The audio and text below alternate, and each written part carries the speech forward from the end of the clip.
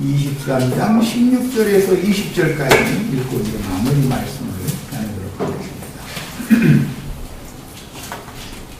자, 읽습니다.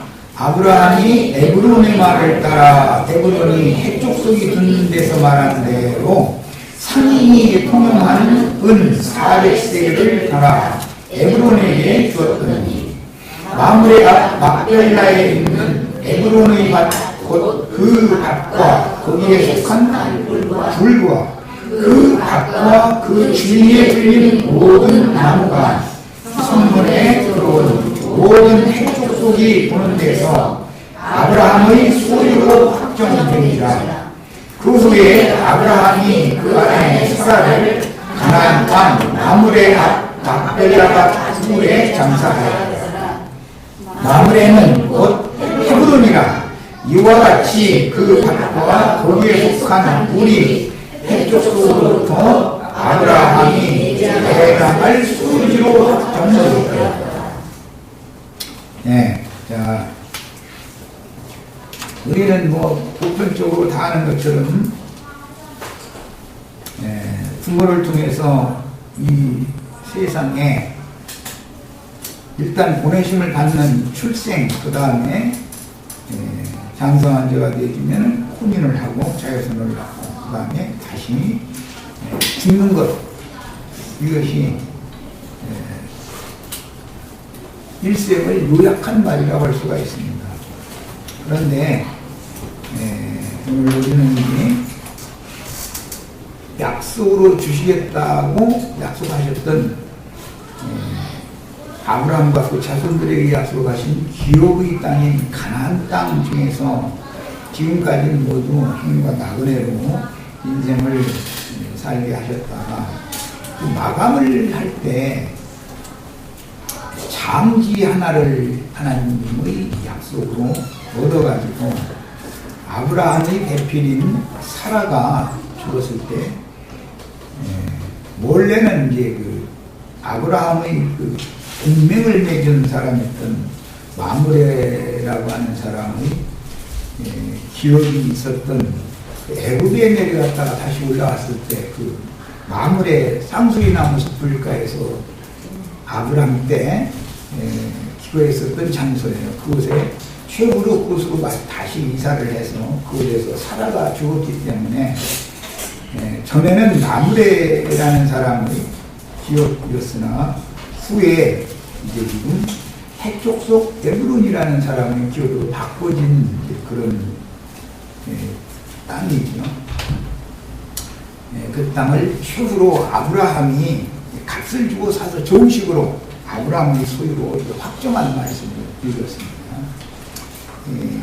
가나안 땅과 그 다음에 애굽 땅은 함 족속의 기업인데 함 족속 중에서도 함의 아들인 가나안은 저주를 그 노아에게 받은 사람이죠. 그러니까 가나안 땅에 살고 있는 족속이라는 것은 애굽 땅 족속보다도 저주가 배나 더 있는 족속들이 사는 곳이죠.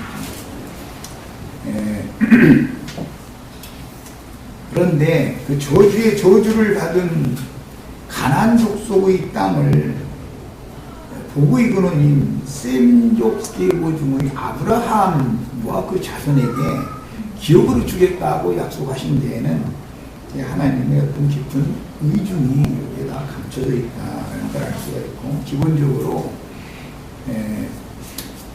첫 아담 세계가 노아의 때다 심판을 받아가지고 노아의 세 자손이 다시 번성하는 내용으로 지금 되어 있기 때문에 이것은 하나님의 경륜에 따라서 우주 중에는 두 아버지가 있는데 첫 번째는 땅의 아버지인 첫 아담이 있고 두 번째는 하늘 아버지인 마지막 아담 예수 그리스도가 있다. 그래서 사람은 반드시 하늘 아버지께로부터 다시 나야 된다. 땅의 첫 번째 아버지께로부터 난 것은 반드시 구속이 필요하다라는 것을 성경이 이제 구속사로 전개를 해나가고 있고, 그 가운데 첫 아담의 세계는 하나님이 다 심판을 하고 쓸어버렸지만 그래도 그 중에서 그루터기를 남겨둬서 노아를 통해서, 한 사람 노아를 통해서 세 족속이 번성을 해나가는 걸로 이제 그 구속사, 인력사가 이렇게 전개되어 나갈 때,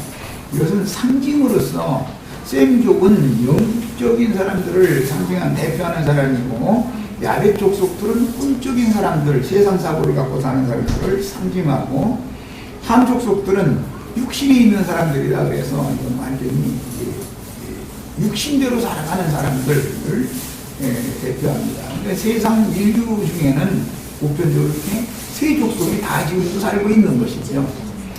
이런 기본 원리를 염두에 두고 오늘은 이제 아주 중요한 말씀을 마무리하는 시간이기 때문에 효과적으로 집필할 수 있기 위해서 자료를 다 해드렸는데, 오늘 나누고자 하는 말씀의 중심은 아브라함을 통해서 약속을 이루어주신 기업이 있고, 아브라함의 손자인 야곱을 통해서 그 약속을 실현시켜 주신 기업이 있다. 이 이제 두 가지 내용을 잘 성경의 흐름을 이해를 할 필요가 있어서 이월적으로 다루는 거거든요. 아브라함에게 약속하신 그 내용은 지금 터를 잡는 기업을 얻은 것입니다. 그런데 이것은 매장지로 주신 것이지 거기에서 영원히 거하라는 거처가 아니었다라는 것이 이제 중요한 말이죠. 구약시대의 모든 믿음의 선진들은 사후세계에 들어갈 때 아브라함의 품으로 들어갔습니다. 음부라고 하는 시월로 들어갈 때 이생을 떠나면은 믿음의 선진들은 모두 아브라함의 품으로 들어갔어요. 그것은 이스라엘 사람들의 개념에서는 아브라함이 섬기던 하나님을 거쳐 삼으러 갔다, 그 말이에요. 이제 이런 개념을 잘 이해를 하셔야 돼요. 10편, 90편이나 91편이나 다른 여러 곳에서 주여 주는 대대로 우리의 거처가 되셨습니다. 예수님이 오셔서 너희는 내 안에 거하라, 그 말이에요. 내가 아버지께로 가서 너희를 위하여 거처를 예비하러 간다. 그 처소가 예비되어지면 내가 다시 와서 너희를 나 있는 곳으로 인도해서 나와 함께 영원히 함께 있게 해주겠다. 이게 이제 성경의 그 중심되는 한 어떤 뼈대가 되는 말씀이다라고 이해할 수가 있어요. 그래서 신약의 이제 사도들은 모두 다 주 안에서 말한다. 뭐 주 안에서, 전부 주 안에서 뭐라고 그러지, 아담 안에서라는 말을 하지 않습니다. 아담 안에 있는 사람과, 첫 아담 안에 있는 사람과 둘째 사람, 마지막 아담인 예수 그리스도 주 안에 있는 사람과 처소를, 내 영혼이 처소를 어디다 두고 사느냐 이 말이에요. 아담 안에 사는 사람은 당연히 세상의 본향, 세상의 본향이죠, 이 세상 나라가. 그러나 마지막 아담 예수 그리스도 주 안에 있는 사람들은 하늘 아버지가 본향이다 이거예요. 그래서 히브리서에서는 이런 개념 때문에 더 좋은 분향 이야기가 그래서 나왔었던 거예요. 더 좋은 분향이라는 말은 세상을 본향으로 삼는 아담 세계에 속한 사람들과 첫사람에게 속한 사람들과 옛사람이라 그래요. 하나님 자신을 거처로 삼는, 우물주를 거처로 삼는 마지막 아담 둘째 사람 예수 그리스도께 속한 사람. 그래서 누구에게 속하느냐라는 것은 누구의 소유냐이며 어디에 그 영혼이 거처를 삼고 사는 사람이냐 그 말이란 말이에요. 예, 이런 문제를 잘 성경이 말하고자 하는 의도를 오늘 이해를 꼭 하셔야 됩니다. 그 다음에 이제 오늘 말씀에 보면 마므레의 상수리 숲을 이렇게 쭉 둘러 있었었는데, 그 마므레라는 사람은 창세기 14장에 보면 아브람과 동맹을 맺었던, 아브넬과 아넬의 형이면서 아브람과 동맹을 맺었던 사람이죠. 그 사람은 아모리 족속이라고 창세기 14장에 보면 나와 있어요. 그런데 후에 해족속이 와서 그 지역을 점령해버렸다. 그때 당시 고대 사회에서는 부족 국가 시대에는 어떤 부족이 힘이 약해지고 좋은 땅을 차지하고 있으면 힘이 강한 어떤 부족이 침입을 해서 남자들을 싹 멸해버리는 거예요. 여자도 배가 이렇게 불렸으면 배를 반드시 갈라서 아기를 꺼내서 아기를 죽이는 거예요. 그렇게 무자비한 전쟁을 했습니다. 그리고 이제 남자를 알지 못하는 여자들은 살려들어가지고 다 자기네들이 처첩을 삼고 종을 삼고, 남자를 아는 여자들은 다 죽여버리죠. 왜냐하면 혹시 뱃속에 그 씨가 잉태되어 있을 수도 있으니까 그걸 두려워하기 때문에 다 죽이는 거예요. 이만큼 이것은 모두 영적 전쟁이다. 그런 고대 사회의 정신세계에 따라서 가나안 땅에 들어가면 가나안 땅에 있는 사람, 짐승, 늙은이, 젊은이, 애기 할 것 없이 다 죽여버려라. 이렇게 하니까 무슨 놈의 하나님이 말이요. 당신들이 하나님은 사람 죽이는 하나님이냐. 이래가면서 그 안티크라이스트 운동하는 사람들이 그거 가지고 들고 일어나죠. 그런데 이것은 원리를 몰라서 그러는 거예요. 하나님은 땅에서 난 것이라면 무엇이라도 하늘나라로 데려갈 수 없다 이 말이에요. 혈과 육이라는 것은 어떤 경우에도 하나님 나라를 기업으로 받을 수가 없기 때문에 혈과 육이 번성하는 세계에서 그 중에 영에 있는 사람들을 새로 생육 번성시켜가지고 육신에 있는 자들을 다 멸하고 영에 있는 자들만을 통해서 주와 그 그리스도의 나라로 새로 세우고 나서 그 나라를 아브라함의 자손들에게 영원한 기업으로 상속해 주겠다라는 것이 성경 말씀이다. 그러니까 더 좋은 본향이라고 하는 둘째 고향, 이 거처를 잘 알아야 된다고. 영원히 거할 거처를 알아야 된다. 사람들이 이제 보편적으로 이런 증거, 특히 이 창세기 23장 이것은 너무너무 중요한 진리를 지금 말하고 있는 거예요. 인간의 사후세계를 말하는 것이니까 이게 얼마나 중요한 문제겠어요.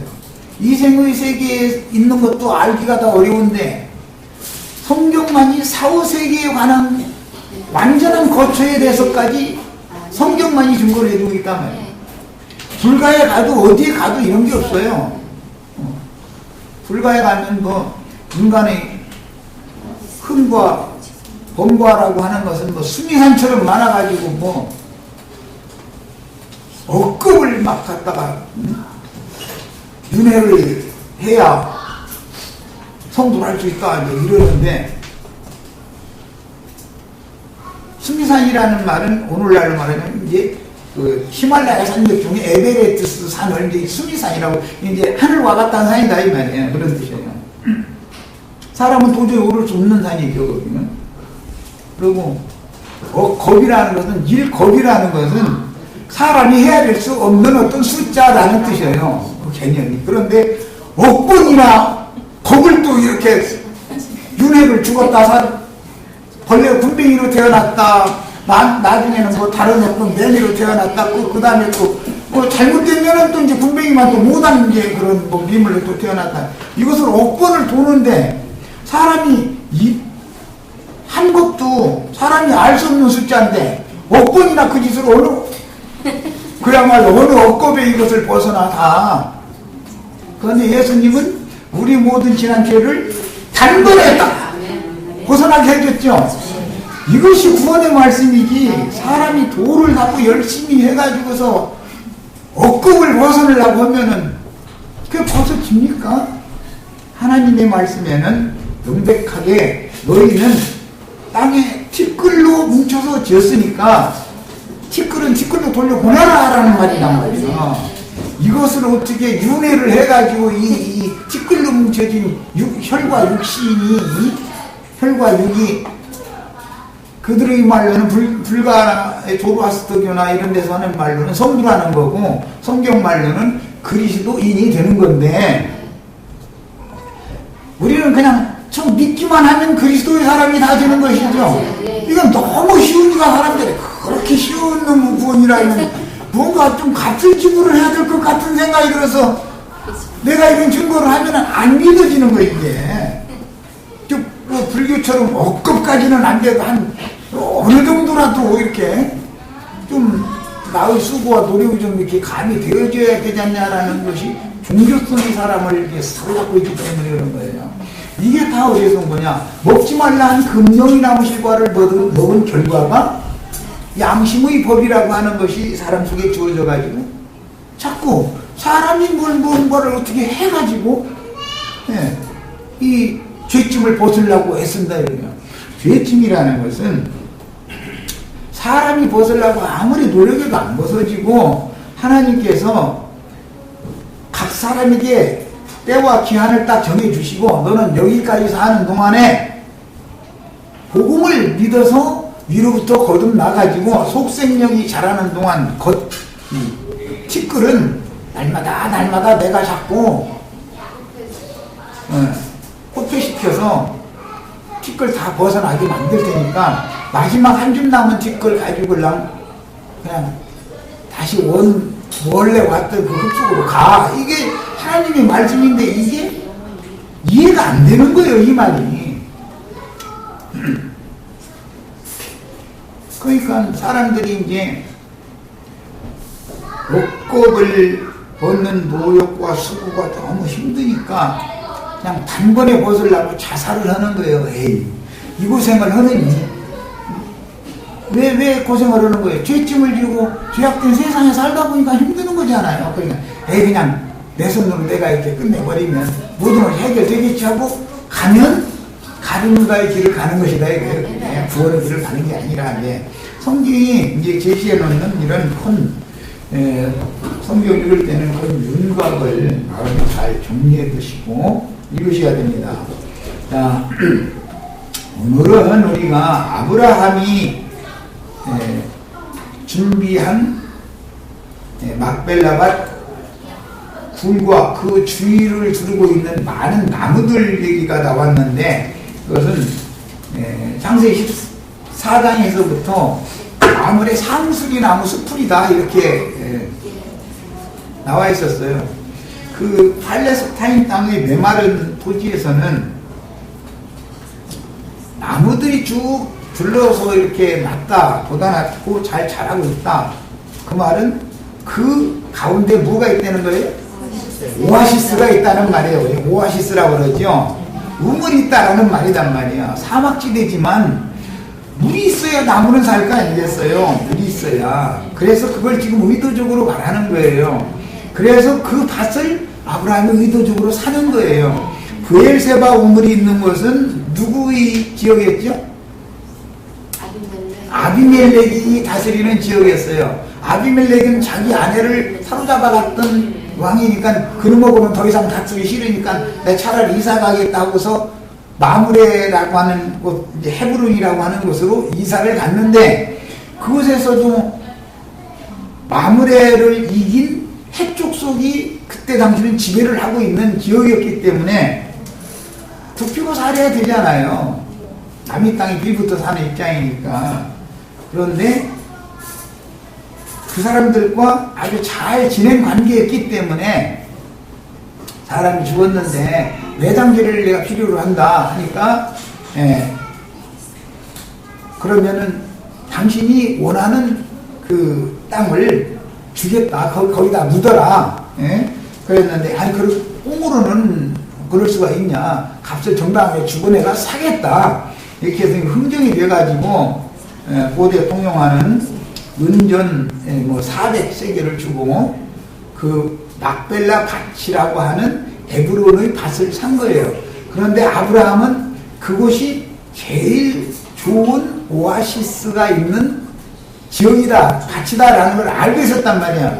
그러니까 에브론의 밭을 나에게 팔라고 이렇게 해가지고 에브론과 흥정이 되어져서 그 밭을 산 거예요.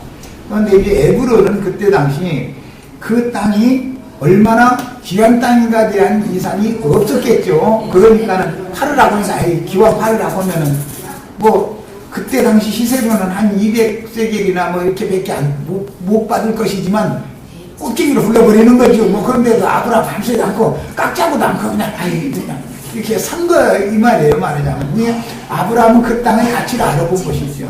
소련이 알래스카 팔아먹을 때는 그놈의 뭐 얼음에 덮여있는 뭐 땅, 아무 필요 없는 뭐 땅하고 그냥 팔아먹었는데 미국은 그 앞에 바다에서 나오는 물고기만 팔아가지고도 본전 벌써 뺐다고. 그때 당시는 얼마예요? 몇 년 사이에. 그리고 점점 문화가 발달해가지고서 땅속을 파는 이런 기계 갖다가 이걸 파봤더니 그냥 파기만 하면 석유가 그냥 나오는 거 아니에요 지금. 그러니 이제 세상 말로도 들지만은 우연찮게 어떤 땅 샀는데 그것이 후회가 되고, 망할지만은 가짱게 해가지고 팔아먹었더니 그것이 상대방한테 가니까는 그게 축복이 되는 이제 그런 경우가 세상 나라에도 비일비재하죠. 아브라함이 꼭 에브론의 밭을 달라고 할 때는 땅을 보는 눈이 있었다 이제 그 말이겠죠. 그런데 그것은 하나님이 계시를 준 거죠. 당연히. 왜냐하면 애굽에 내려가서 그 사라를 애굽왕 바로에게서 되찾아가지고 올라왔을 때 처음에 정착했던 것이 마물의 상수리 나무 숲을 그으셨잖아요. 그 이제 아비멜렉에게 또 아내를 뺏겼다가 다시 되찾아왔을 때는 당연히 여기서 살아니까 모든 걸 잘 되더라 하는 전에 경험도 있는 것이죠. 이제 이렇게 된 거예요. 예, 이런 것은 모두 인생사에서도 앞서서 어떤 모진 고난과 고통과 아픔과 이런 걸 당하면 그 속에 축적되는 시쳇말로는 노하우라는 것이 있어요. 노하우. 스스로 알미 있다 이거예요. 알미. 그 노하우라는 거 이제 안다는 말인데 알아지는 것이 있는 거예요.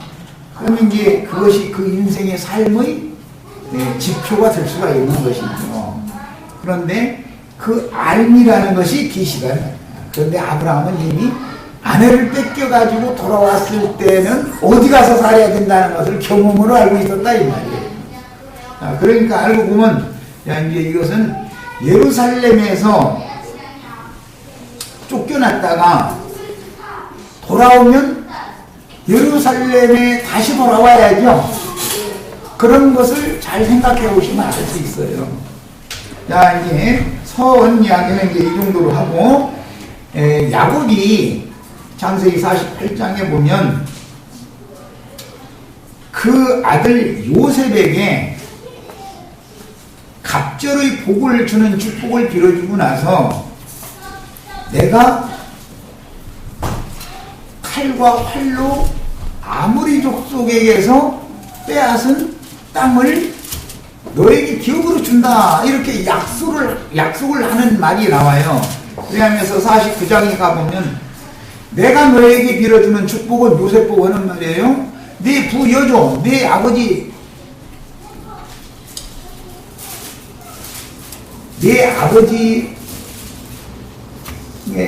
야곱의 아버지인 이삭이나 부 할아버지인 아브라함이 빌어주는 축복보다 내 축복이 더 큰 축복이다 이렇게 말을 해요. 그래서 이제 세상 사람들은 아버지와 아들과 성령의 이름으로 세례를 해서 하나님의 것으로 되돌리게 하는 이런 축복을 빌어주라고 하는 사명을 맡겨서 지제들 보낸 얘기는 그게 삼위일체라고 이러고 앉았는데 그 말이 아니고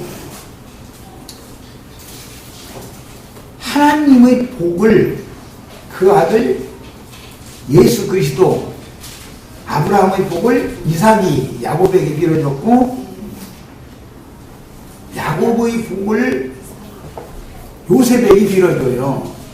이제 야곱이 이삭에게 복 받을 때는 이삭이 눈이 잘 안 보이는 상태에서 복을 빌어줬잖아요. 그러나 야곱은 너무 밝히 보는 상황에서 복을 빌어준단 말이에요.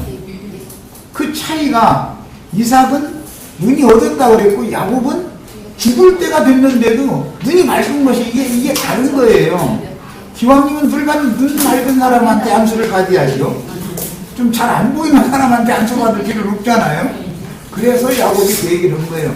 야, 인자로 오신 예수님도 모든 영적 계시를 다 열어놓지를 않아요. 성령이 오셔야 모든 진리 가운데로 인도를 하는 거예요. 성령의 복을 받아야 완전한 복을 받는 거예요. 구약시대 여호와 하나님의 축복보다 예수님의 축복이 더 큰 거예요. 예수님의 축복보다 성령의 축복이 더 좋은 복인 거예요.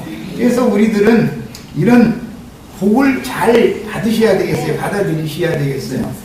이제 야곱이 요셉에게 준 그 기업은 가나안 땅 정복 전쟁이 다 끝난 다음에 여호수아서 24장 마지막 부분에 요셉의 해골을 애굽에서부터 메어가지고 광야 전체를 지나서 가나안 땅 전쟁이 다 끝날 때까지 가나안 땅 초입에서부터 가나안 땅 저 끝까지 다 메고 가서 거기에서 요셉에게 주신 기업의 땅인 에브라임 산지에다가 요셉의 해골을 묻고 대제사장, 그때 당시 대제사장을 거기에다 묻어요.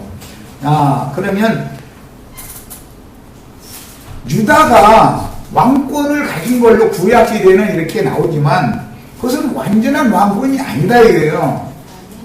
장자의 명분은 실제는 요셉에게 있는 거예요. 그래서 역대기를 쓸 때 역대기 5장에 보면 유다가 이스라엘의 주권자였지만 실제 장자의 명분을 족보에다 기록할 때는, 즉 성경에다가 하나님의 책에다 기록할 때는 요셉을 기록하는 것이다 일어났어요. 그래서 요셉은 왕권 성도다 이거예요. 왕권 성도들을 대표하는 사람이다 이거예요. 그 요셉 한 사람만 그 기업에 붙이는 게 아니고 대제사장도 그곳에 붙여요. 그래서 장자의 복이라는 것은 왕권과 제사장권을 얻는 두 배의 복을 받는 거예요. 구약시대에는 왕족이면 왕권만 받는 거예요. 제사장족이면 제사장권만 대대로 물려받는 거예요. 혈통대로 하니까. 그러나 갑절의 축복을 장자권자에게 주는 것이 성경 말씀이기 때문에 앞으로는 이제 여기에 맞춰서 모든 창세기가 계속 흘러가는 거예요. 장자권 문제로. 그렇기 때문에 첫째 부활로 일어날 사람들은 그리스도로 더불어 첫째는 제사장이고요. 천년이 차기까지 왕노로 가리로다. 장자권이 실현된 사람들이다 이 말이에요. 이 얘기를 지금부터 해나가는 거예요. 이런 기초를 우리가 지금 오늘 이 시간에 말씀을 나눌 거예요. 자료를 다 해드렸으니까 이제 자료 말씀으로 읽을 수 있는 만큼까지 읽고, 오늘 이걸 뭐 다 할 수는 없으니까 이것만 하려도 이거 몇 달 해야 되겠죠. 이거 지금 자료 해드리고만 해도. 내가 이제 큰 문박을 설명을 일단 해놓고서 말씀에 들어가니까 같이 읽어보겠습니다. 그 밭의 사방에는 수목들이 둘려 있었는데, 수목들이라고 하는 것은 어디에서나 자랄 수 있다? 오아시스. 광야에도 물이 있는 곳에나 나무가 자랄 수 있는 거예요. 물이 없으면 못 자라는 거예요. 그래서 그 밭에 둘려있는 수목이라는 것이 우리 지금 우리를 둘러싼 구름 같은 증인들이 지금 우리를 둘러싸고 있죠. 주님의 몸된 교회, 많은 교회들이 있지만 하늘에 기록한 장자들의 총회라고 하는 이 교회 모임에는 구름 같은 증인들이 우리를 둘러싸고 있단 말이에요. 수목이 둘러싸고 있다 이 말이에요. 그것은 상징이다 이 말이에요. 여기 성경이 나오면 전부 예표를 알아야 돼요. 생명이신 그리스도가 그분의 생명을 받아서 이 생을 사는 동안 행인과 나그네로 살면서 더 좋은 본향을 바라고 믿음의 길을 달려갔던 모든 믿음의 선진들이 추수된 다음에 아브라함의 품으로 돌아갔어요. 구약시대 전기간 동안은. 그런데 예수님이 오셔서 부활의 생명이신 주님이 부활의 때를 기다렸다 이거예요. 그런데 예수님이 부활하실 때 함께 부활됐어요. 그러니까 부활은 1차적으로는 한 번 이루어졌죠. 그러나 예수님이 또 오는 부활이라고 하는 말씀을 또 하셨죠. 부활 때는 너희도 천사와 동등이 된다. 예수님 이렇게 말씀하셨죠. 그러니까는 오는 부활이라는 때가 또 정해져 있다. 이미 지나간 부활이 있고 예수를 통해서 이루어진 부활은 아브라함의 품에 있던 믿음의 선진들이 함께 예수와 함께 부활하는 거예요. 그것을 믿고 구약시대 사람들은 바라고 믿었던 거예요. 그러나 우리는 이미 이루신 사실의 기초에서 부활이 이미 이루어졌어요. 사실의 기초에서 오는 부활을 기다리는 사람들이다 이거예요. 오는 부활에 일어날 때도 첫째 부활로 일어나는 사람들은 장자권자들이고 그리스도로 더불어 제사장이 되어 1000년 동안 또는 세세토록 왕으로 갈 사람들이고, 그 다음에 첫째 부활에 참여하지 못하는 자들은 하나님을 믿은 하나님의 백성들이지만 티끌 중에서 첫째 부활에 동참하고 일어나지 못한 사람들은 영원히 무궁히 부끄러움을 당한다 이렇게 되어 있어요.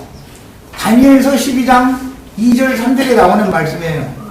티끌에서 자는 자들이 메시아가 부활될 때 부활된다는 거예요. 같이. 그러나 다 부활되는 게 아니고 많은 사람들은 여전히 티끌 중에서 무한히 부끄러움을 당하고 있다는 부활의 참여를 못하고, 이런 것처럼 부활이라는 것이 제사장과 왕권을 가진 각조의 복을 받을 사람들의 부활이 있는데 이 부활을 첫째 부활이다 이렇게 말해놨어요. 신약성경에서는 더 좋은 부활이다 이것이. 그러면 그 제일 좋은 첫째 부활에 참여하지 못하는 자들이 더 많지. 왜? 갑절이 복을 받은 사람이라는 것은 요셉의 아들인 에브라임과 므낫세를 이제 상징이 됐는데, 이 사람만 있지 이스라엘 12지파가 다 똑같은 복을 받는 게 아니니까. 이해하셨죠? 그래서 예수님이 그런 모든 말씀들을 염두에 두시고 있었기 때문에 제자들에게 세상이 새롭게 되어 인자가 너희와 함께 보좌들에 앉아서 이스라엘의 12지파를 내가 심판하는 권세를 너에게 주겠다라고 하신 말씀이 그런 모든 배경을 염두에 두신 말씀인 거예요. 이런 이치를 알려면 창세기 23장을 알아야 된다 이거예요. 창세기 23장, 사람이 한 세상에 살다가 믿음의 주가 되시는 남편, 우리들로 말하면 예수님이죠. 우리 남편 예수님이죠. 우리 이제 살아나온다면 믿음의 주님을 따라다니면, 주님이 고생을 하면 그 아내는 자동적으로 고생하는 거예요. 주님이 행복하면 아내는 자동적으로 행복한 거예요. 그 가족 전체가. 이런 것은 세상사이지만 봐도 알 수 있는 일이에요. 그래서 믿음의 신약에는 주라고 그랬지만 믿음의 조상이라고 했어요. 조상이라는 말은 아비라는 말이에요. 아버지. 그러니까 아담은 불신세계의 아버지고 아브라함은 믿음세계의 아버지다라는 걸 알 수가 있죠. 조상이다. 이게 두 조상이 있는 것이다. 그런데 믿음세계의 그 조상으로 말미암아 난 자들은 반드시, 즉 말하자면 위에 계신 하나님께로부터 영이 거듭난 사람들은, 성령으로 말미암아 낳는 것은 영이다. 사람이 신령이다 그러는데, 신령이 거듭난 사람들은 당연히 이 생을 떠날 때 이 육신의 몸은 티끌로서 온 거니까 티끌로 보내고, 영혼은 위로부터 온 거니까 위로 가야 되는 것은 너무 당연한 거예요. 그래서 처소가 두 군데로 딱 이제 나눠져 버린다 이거예요.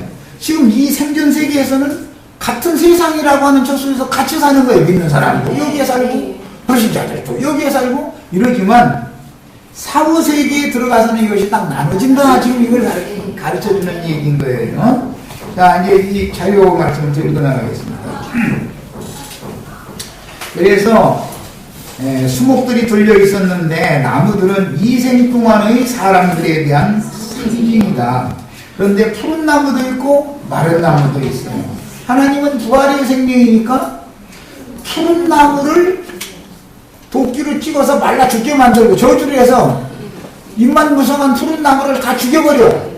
의도적으로 죽이고 나서 바짝 뿌리까지 말라버린 나무, 말하자면 사람으로서는 도저히 회생 가능이 없는 그 인간들 속에 구속을 이루신 예수 그리스도께서 찾아오셔서 숨을 내쉬며 가라사대 성령을 받으라 해가지고 마른 나무까지를 소생시키는 부활의 생명이신 능력이 있는 분이 예수님이다 이거예요.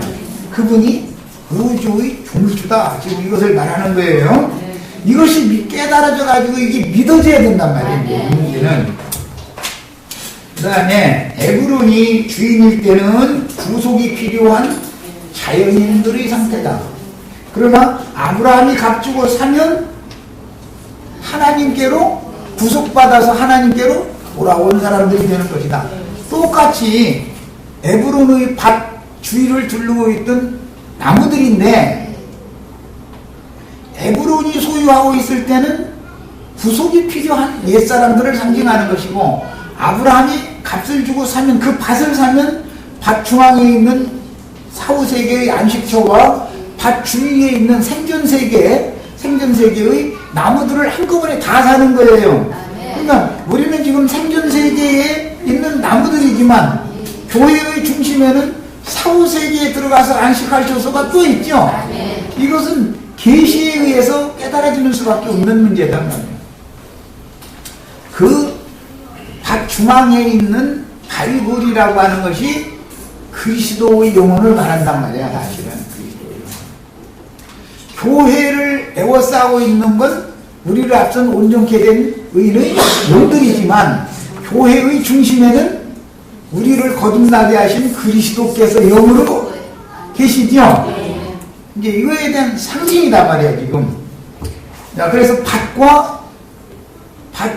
중앙과 밭을 에워싼 나무에 대한 이 세 가지 항목을 잘 염두에 두셔야 돼요. 성경이 말하고자 하는 어떤 의도를 알아야 된다. 이것은 전부 계시가 없으면 알 수 없는 소리예요. 자, 이제 시편 90편 3절에 보면 주께서 사람을 티끌로 돌아가게 하셨다라고 되어 있어요. 그 뭐 세상에서도 우리 아버지 또는 우리 할아버지께서 돌아가셨습니다 라고 말하지 죽은 다음에 우리 할아버지가 오셨습니다 라고는 않죠. 온 것은 내 아들이나 내 손자가 온 것이고 보냄을 받아서 왔죠. 여기 우리 김혜선 자매 하나님이 지금 애선이를 보내주셔서 김혜선 자매네 가정에 왔지요. 김혜선 자매 어머니나 아버님이 만약에 죽는다고 하면 좀 그런데 이제 세상을 할애를 하시면은 돌아가셨다고 그러지 오셨다고는 않는다 이거예요. 내 후손은 왔다고 그러지만 내 손주는 돌아가셨다 그래요. 그러면 돌아가실 본향이 어딘가가 있어야 될 거 아니에요. 오는 곳은 세상으로 왔지만 가는 곳은 나눠진다 그랬으니까 하늘 아버지께로 가든지 땅의 아버지께로 가든지 어디로 어쨌든 둘 중에 하나로 간다 지금 이 말이에요. 땅에서 온 것은 땅으로 돌아갈 것이고 위로부터 온 것은 위로 돌아간다 지금 그 말이에요. 그래서 돌아가라고 했다 이 말이 얼마나 중요한 말인지를 알아야 돼. 세상 사람들은 성경도 모르는 대로 돌아가셨다고 그래요. 선조가 죽으면 돌아가셨다고 그래요. 후손이 오면 왔다 그러죠. 하나님 보내주셨다. 우리 가정에 축복을 보내주셨다. 이렇게 표현을 하죠. 야, 그러니까 온 것은 나의 부활이고 간 것은 가신 분의 부활은 나지요. 육신의 세계는 그렇잖아요. 나는 내 조상의 부활체잖아요. 내 후손은 나의 부활체예요. 개념이 이런 거단 말이야. 이게 셈족 히브리인들의 사상이에요. 정신세계가 그런 거예요. 그들의 정신세계가. 그 다음에 에브론이 돌아가게 하시고 너희 인생들은 돌아가라 하셨사오니 이렇게 돼 있는데, 이 말씀은 창세기 3장 19절에서 인용하는 말이에요. 너는 흙에서 왔으니 흙으로 돌아가라. 흙으로 돌아가기까지 내 이마에 땀을 흘리면서 수고해야 된다. 그렇게 말씀하셨었죠. 거기에서 인용하는 말이에요.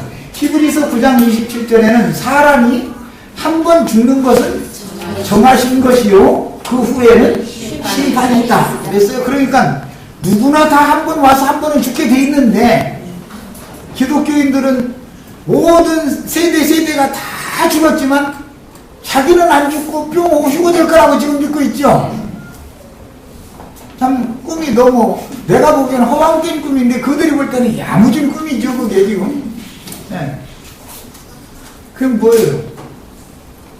마귀가 사람에게 넣어준 것은 뭐냐면 일생에 매여 좋은 노릇을 하게 하는 그런 마귀의 종을 삼고 있기 때문에 그런 불행다 이거예요. 죽는 것을 두려워하는 거예요. 사실은 죽음이 더 좋은 분야로 가는 거니까 기뻐야죠. 죽는 날을 사모해야 될 사람은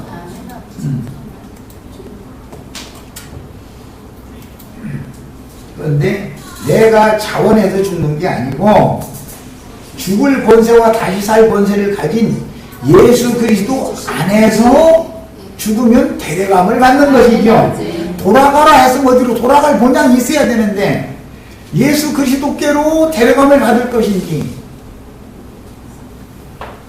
땅의 아비 세계인 마귀의 지배를 받는 죽음의 세계의 왕에게로 대대감을 받을 것인지가 죽음 이후에 심판대를 거쳐서 나눠진다 이 말이란 말이에요.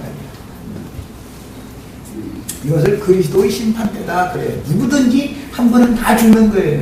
그리고 다윗도 심판대에 서서 너는 오른편 너는 왼편이라고 하는 최종 판결을 딱 받게 마련이에요. 이것을 피할 수는 없어요 누구도. 그러니까 이걸 준비를 해야죠 당연히.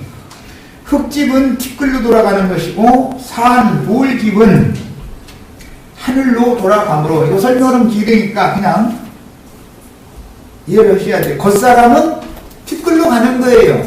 속사람은 거듭난 속사람이에요. 이게 산돌이야 되는 거예요. 죽은 돌이면 소용없어요. 산돌집은 하늘로 돌아가므로 땅의 아비에게로 돌아가든지 하늘 아버지께 돌아가는 것이니, 예수님은 내가 아버지께로부터 세상에 왔다가 세상을 떠나 아버지께로 돌아간다고 하셨고, 십자가에서 숨을 거두실 때 그 영혼이 아버지께로 돌아가셨습니다. 아버지여 내 영을 받으시옵소서 하고 고개를 숙이고 숨을 거두셨다 이렇게 표현을 했어요. 흙사람들은 지나가는 세상과 세상에 있는 것들을 지배하는 세상 신에게 종노릇하며 연단을 받아서 구속하신 영혼의 구원을 이룬 후에, 그러니까 필수적으로 구속을 받고 구원을 이루는 과정을 거쳐야죠. 이런 과정이 없이 흙에서 온 그 사람 그대로 있다가 가면 당연히 마귀 세계로 가는 거예요. 이 생을 그래서 떠날 때는 필연적으로 누구나 돌아가려면 흙집을 벗어놓고 가는 것이지 흙집을 입고서 가는 일은 절대로 없다. 에녹이 어떻고 엘리야가 어떻고 백날 떠들었어도 참 말도 같지 않은 소리만 하는 사람들이 하는 소리고, 에녹 이야기하면 에녹이 섬기던 하나님께서 저를 옮기심으로 세상에서는 다시 보이지 않았다 그랬는데, 저를 옮길 때 영혼을 옮겨가신 거예요? 혈육을 옮겨가신 거예요? 혈과 육이라는 것은 어떤 경우에도 하나님 나라에 상관이 없는 거예요. 세상 나라에 사는 동안이나 이게 흙집을 입혀놓은 곳이지, 이 장막이라는 건. 그 다음에 엘리야는 불마리 끄는 불병거 타고 승천했다. 회리바람에 끌려 산으로 올라갔다. 그랬는데 불말이 이끄는 불병거 타고 가는 것이 진짜로 소망이고 그것이 꿈이 돼야 되는데 나는 그걸 그렇게 원하는데 아직 때가 안 돼서 그러는지 그게 지금 안 이루어지고 있는데 기독교인들은 불말과 불병거 타고 가는 것이 뭔지를 전혀 생각도 않고 그냥 좋은 일이 있어서 잘 먹고 잘 살다가 어느 날 하늘에서 막 천사들이 흰두루마기 막 날려가면서 막 그 KBS 교향악단 여기서 부는 막 그 트럼펫 소리가 막 이제 하늘에서 나면은 뿅 하고 막 하늘 구름 속으로 올라간다 이러고 앉았다 이거예요. 이것이 얼마나 어리석은 사람들인가. 이런 모든 진리를 다 가르치려면 창세기 23장을 소상히 알아야 돼요. 우선 첫 시간 여기까지 하겠습니다.